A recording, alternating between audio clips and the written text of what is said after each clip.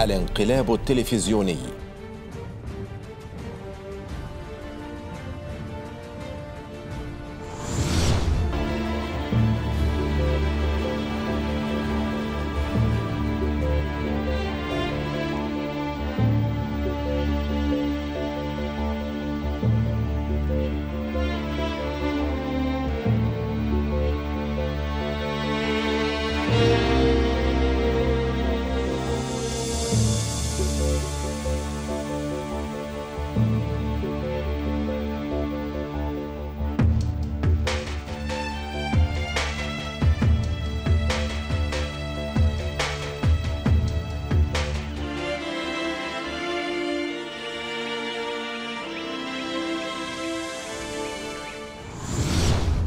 موسم الهجرة إلى الشمال يبدأ في تلك الدولة مع بداية أشهر الصيف شديدة الحرارة، فيذهب وجهاؤها وأثرياؤها إلى أوروبا هربا من الحر الملتهب، حيث لا يبقى فيها إلا العمالة الأسيوية والفقراء والمنبوذين. أما صفوة القوم فلهم رب آخر يحميهم، رب المال والنفوذ.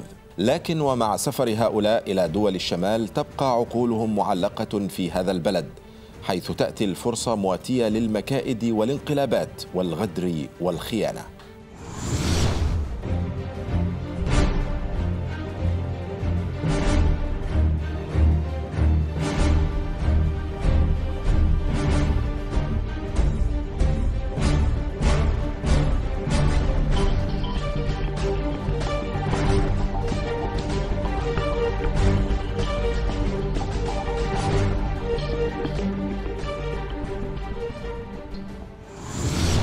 ميزة الانقلابات في قطر أنه يبدأ التخطيط لها في الشتاء لتبدأ في فصل الصيف.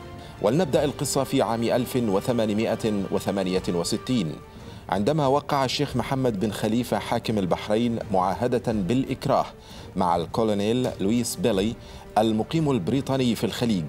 تم على إثرها انفصال مشيخة قطر عن البحرين لتصبح فيما بعد دولة قطر وليبدأ حكم آل ثاني. شرب خليفة من نفس الكأس عندما انقلب عليه ابنه حمد عام 1995، والذي بدوره نجا من محاولة انقلابية قام بها ابنه جاسم عام 2009. العائلة القطرية تمجد نفسها أولا، تستحوذ على معظم الدخول القطرية، في حين أن الشعب نفسه بيئن دلوقتي من شوية مشاكل رئيسية. أول حاجة عدم وجود الهوية القطرية، ان الهوية القطرية بدأت تدوب مع جماعات كثيرة دخلت إثنية من الخارج.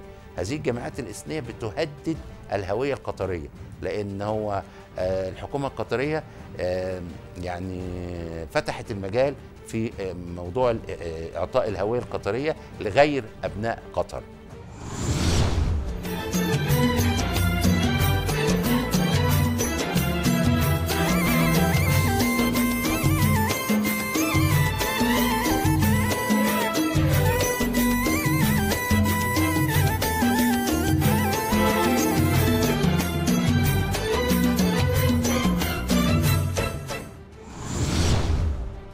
الشيخ موزة بن ناصر المسند ضحية لصفقة مالية وسياسية بين أبيها المعارض لحكم آل خليفة والذي نفي إلى الكويت عام 1964، حيث كان ينادي بحقوق أهل قطر والمساواة بينهم في الحقوق والواجبات العامة وفي الانتفاع من عائدات النفط. لذا وقع تزويج موزة بن ناصر المسند بحمد بن خليفة، الأمر الذي لم يكن في حقيقته إلا انقلابا ناعما من آل المسند على آل خليفة. فلم يكن يتوقع الشيخ خليفة أن ابنة خصمه ناصر المسند هي من سيدق المسمار الأخير في نعشه وتجريده من حكمه وبقائه منفيا خارج البلاد.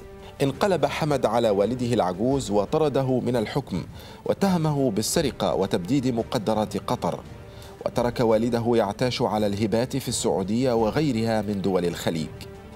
كل ذلك بعد أن نجحت الشيخة موزة بين زوجات حمد الثلاث، نجحت في إيقاظ شهوة السلطة والنفوذ في حمد، وبذلك يكون ناصر المسند قد استطاع الثأر من والد حمد عن طريق ابنته موزة، التي لم تنسى التنكيل والاضطهاد الذي مورس على أبيها وقومها في عهد والد حمد زوجها والحاكم لقطر، والذي قام ساعتها بخدعة وقع فيها الجميع. حمد بن خليفة أكبر أبناء أبيه وأقلهم ذكاء، عانى كثيرا في دراسته الثانوية، حيث كان يفضل جلسات السمر والشعر النبطي مع أصدقائه. وعندما أرسل إلى كلية ساندهيرست العسكرية البريطانية لم ينهي دراسته فيها، ففصل منها بعد 9 أشهر، إلا أنه عاد إلى قطر برتبة جنرال ليصبح قائدا للجيش ثم وليا للعهد عام 1971. في صيف عام 1995 سافر الشيخ خليفة إلى سويسرا في رحلة استجمام كالعادة، بعد أن أجري له حفل وداع في مطار الدوحة. وصافح حمد والده وهو يضمر خطة الإطاحة به والانقلاب عليه، ولكن أمام عدسات التلفزيون كان يبدو هادئا ممتثلا لأبيه. بعد تحليق الطائرة بالشيخ خليفة حاكم قطر بعيدا عن سماء الدوحة، قطع تلفزيون قطر إرساله لإعلان البيان رقم 1، وعرض التلفزيون القطري مشاهد لوجهاء وشيوخ قطر وهم يقدمون البيعة للشيخ حمد خلفا لأبيه، والتي لم تكن في حقيقتها سوى دعوة من حمد لهم لمجرد السلام عليه.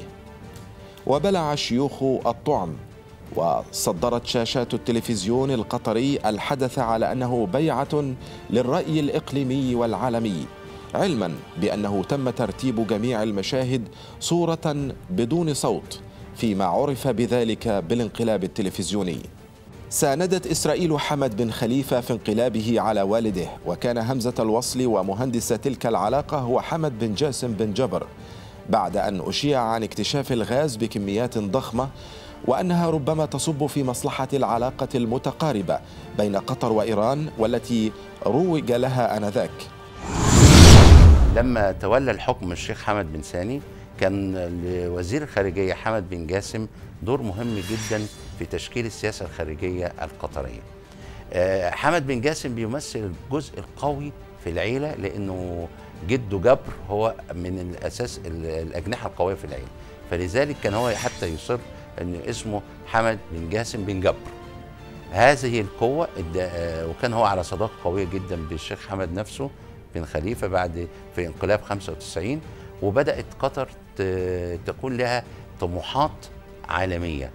هم عقلية استثمارية قوية جدا، هم قدروا يستثمروا إمكانياتهم كويس، وجود الغاز قدروا يستثمروه كويس، بدأوا يفتحوا علاقات مع العالم، وكان ده صيد سهل لأمريكا في الوقت ده. أمريكا بتعمل مشروع الشرق الأوسط الكبير، فمن ضمن الآليات بتاع مشروع الشرق الأوسط الكبير لازم يكون في حد في المنطقة أداة من أهل المنطقة يستطيع أن ينفذ سياسات أمريكا. فباركت إسرائيل هذا الانقلاب نكاية في إيران. في فبراير من عام 1996 أعلن عن اكتشاف مؤامرة لقلب نظام الحكم الجديد يتزعمها ابن عم الشيخ خليفة برفقة أكثر من 110 من رجال أغلبهم من قبيلة مري المتعاطفة مع الأمير المخلوع، وكان ابن الشيخ حمد وهو فهد قد شارك فيها، لذا تم طرده من سلاح الدروع واتهامه بأنه إسلامي متطرف. وتم وضع الشيخ مشعل بن حمد قيد الإقامة الجبرية، وقيل إن الشيخين عزلا بضغط من الشيخ موزة حتى تمهد لولديها جاسم وتميم الطريق نحو البلاط الأميري، وقد كان، حيث عين جاسم بن حمد وليا للعهد وهو الابن الأكبر للشيخ موزة. ومن الحظ العاثر لجاسم أنه تربى فكريا وعقديا على يد الشيخ القرضاوي صاحب فتاوى التحريض على حرق مصر وقتال الجيش المصري فيما بعد. وبدأ وجود جاسم يشكل خطرا على الأسرة الحاكمة في قطر، فتم تجريده من ولاية العهد لصالح أخيه تميم، حيث صدر مرسوم أميري جاء فيه بأن الشيخ حمد تنازل عن ولاية العهد، والذي لم يكن في حقيقته إلا أنه وضع تحت الإقامة الجبرية، ولم يسمح له بالسفر إلا بعد أن أذاعت قناة الجزيرة مرة أخرى بيانا للشيخ حمد يؤكد فيه أنه تنازل عن الحكم وهو في كامل قواه العقلية والأدبية. وأنني على يقين أيضا أن تميم سيضع مصلحة الوطن وخير أهله نصب عينيه، وستكون سعادة الإنسان القطري غايته الأولى على الدوام.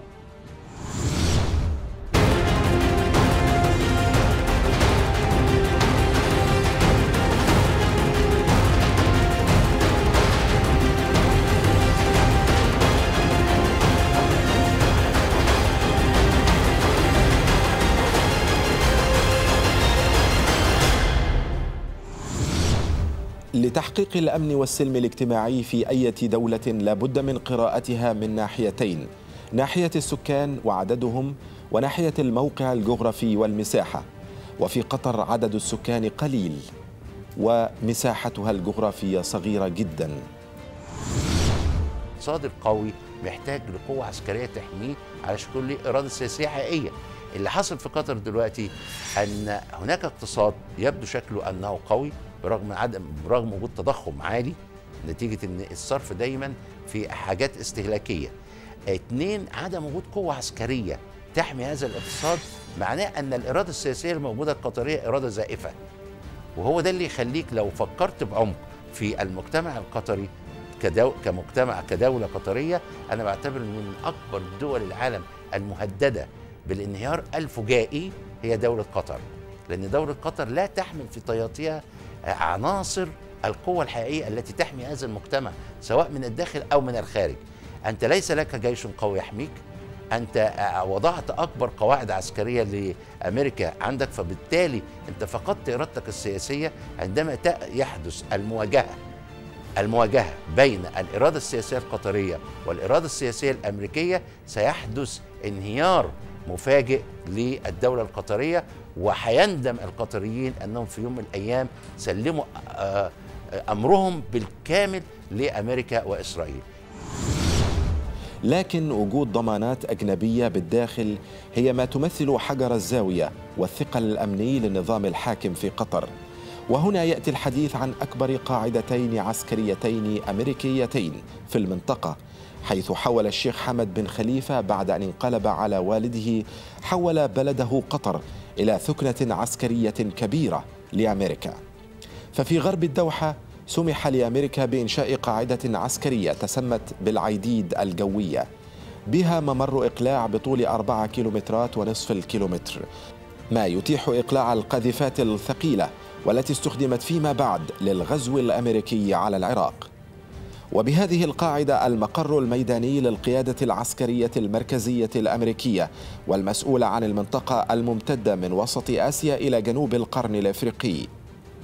في عام 2001 انتقل المقر الأمريكي إلى قاعدة السلية، القاعدة الأمريكية الثانية في قطر، والتي تكلفت مليار دولار في القاعدة الأولى و110 ملايين دولار في القاعدة الثانية، حيث تقع هذه القاعدة على بعد 30 كيلومتر فقط من قلب العاصمة، وتسع ل11,000 جندي و116 مدرعة و150 دبابة و112 ناقلة مشاة، ومساحتها 37 فدانا.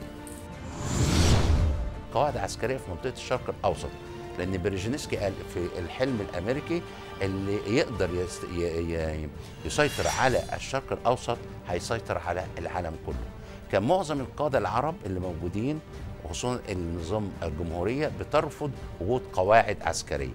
حمد بن جاسم شجع أمير قطر على أنه يبدأ يحط قواعد عسكرية في قطر، وفعلا بقت في أكبر قاعدتين لأمريكا في الشرق الأوسط موجودة في السلية وفي العديد.